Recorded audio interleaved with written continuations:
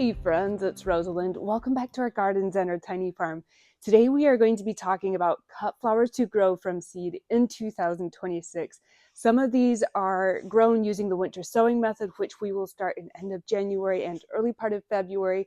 And some of them we are going to be direct sowing in spring for summer bloom. A lot of you have requested to see the seeds that we will be growing because you kind of wanted to follow along using the winter sowing method.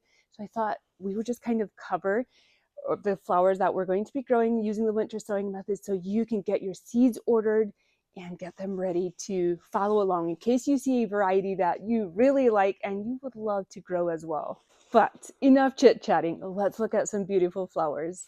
The first flower that we're going to be talking about is sweet peas. I'm actually fairly new to growing sweet peas, but the past 2 winters I have grown them using the winter sowing method, just planting them into jugs like this and setting them outside into the weather. On Facebook and on Instagram, I have been talking about it a lot if you're new to growing with the winter sowing method. But in January, end of January and early February, I will bring you along for it all.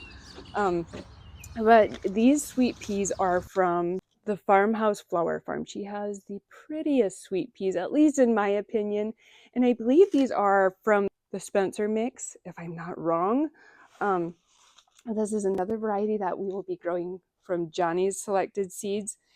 But what I do to grow my sweet peas is I will scarify the seed a little bit and soak them for 12 to 24 hours, and then I will just plant them into milk jugs and set them outside beginning in February. This past winter when I was growing sweet peas using the winter sowing method, I let them sit outside. I set them outside in February and then I let them sit in those milk jugs out in the weather until April. And then I grew them on sweet pea trellises and oh my goodness, I fell in love with sweet peas. There's just something so charming about the flower. Even though they aren't a very long-lasting cut flower, they're so sweet and pretty.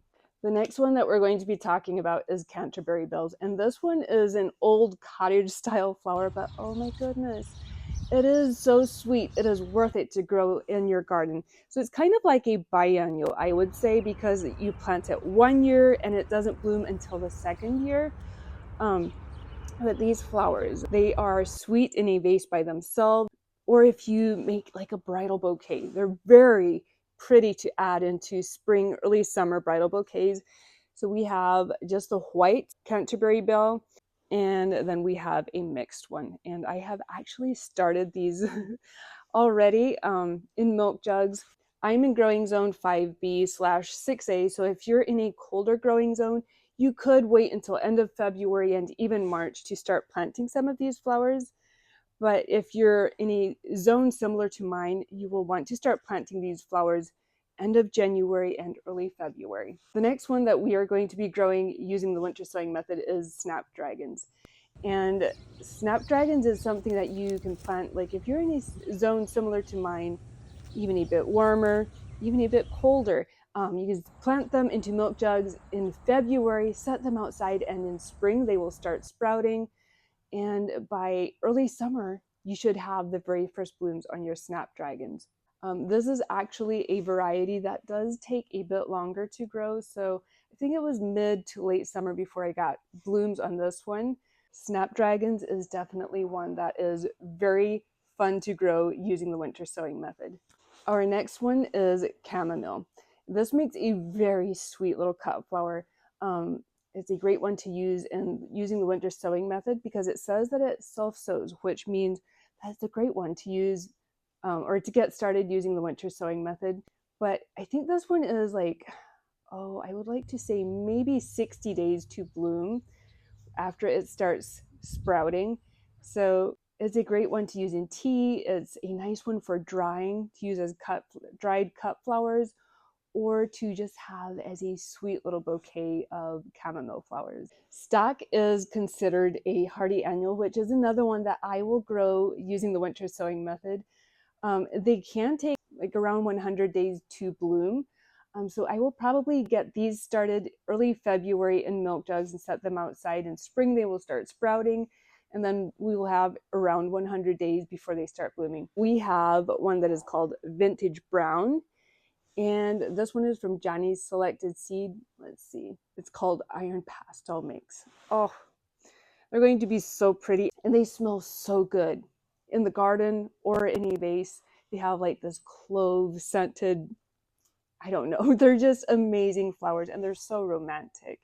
Columbine is another one that I will get started using the winter sowing method, and this one is a double mixed columbine. I started it last winter in using the winter sowing method in milk jugs, and then I planted them into the garden in summer, and then they just grew into this plant over the summer, and then this next spring we are going to get blooms from them. I'm so excited to see this flower and to use them in cut flower arrangements. It's a very sweet flower. The pollinators love them as well. The next one we are going to be planting is poppies. And even though poppies don't have a very long vase life, a lot of them leave behind a beautiful seed head that is great to use in cut flower arrangements. One that I will save seed from every year is the pink peony poppy. In late summer, I go out and collect seed from this one and replant it again in late fall, early winter, either using the winter sowing method or just by simply sprinkling the seeds where you want them to grow the following spring. And this is new varieties that I will be growing this winter. A lot of people will tell you that you have to direct sow your poppies, but in my experience, I have had good success either with direct sowing or by growing them using the winter sowing method. So I don't know how true that is. The next one that we are going to be growing using the winter sowing method is silvery rose strawflower. This is a very soft colored rose flower, and they are considered cold hardy annuals. So that's why we're going to be growing them using the winter sowing method. But I wanted to show you these straw flowers because I had dried them, I think it was 2 years ago already. And look at this. We are still enjoying them in a dried arrangement.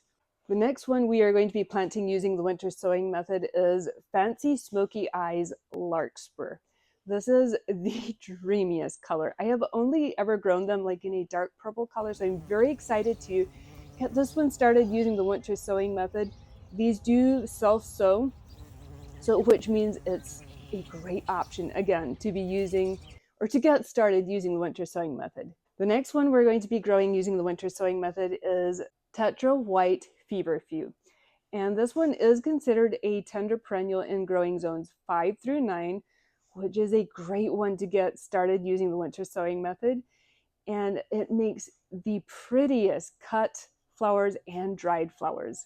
The next one we're going to be growing using the winter sowing method is corn cockle. And this one is called Blossom Pearl, I believe. It's a very soft pink color. It likes to grow in cooler weather like spring.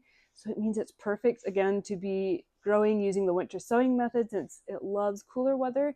It makes an excellent filler cut flower, and it's very pretty in cottage gardens. The next three flowers that we are going to be talking about are flowers that we will be direct seeding in spring to grow as summer cut flowers because these love heat. So they're not a very great option to be growing using the winter sowing method.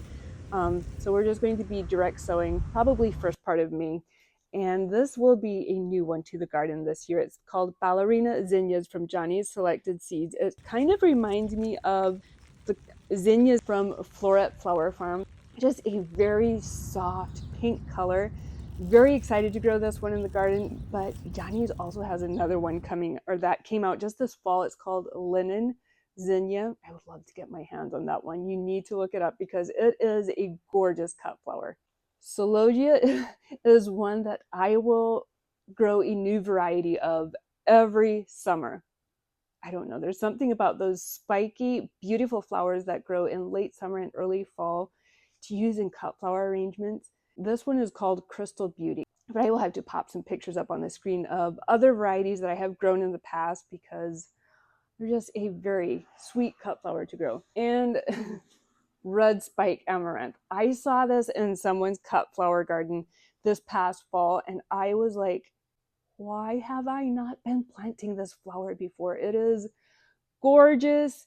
It is very pretty in fall arrangements, and even if you dry them and use them in like dried winter arrangements or into like tuck them into a wreath, it is so pretty.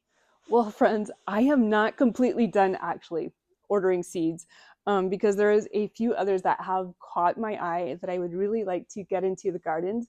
But I hope this inspires you to order some seeds and to follow along this winter and in spring as we get some flowers started from seed. I would just love to bring you along for it and share with you how easy it is to grow flowers from seed. It is way more cost effective starting flowers from seed than if you would just go to the nursery and buy a whole bunch of plants. Have an amazing week. Have a happy new year, and I will see you back here real soon. Bye.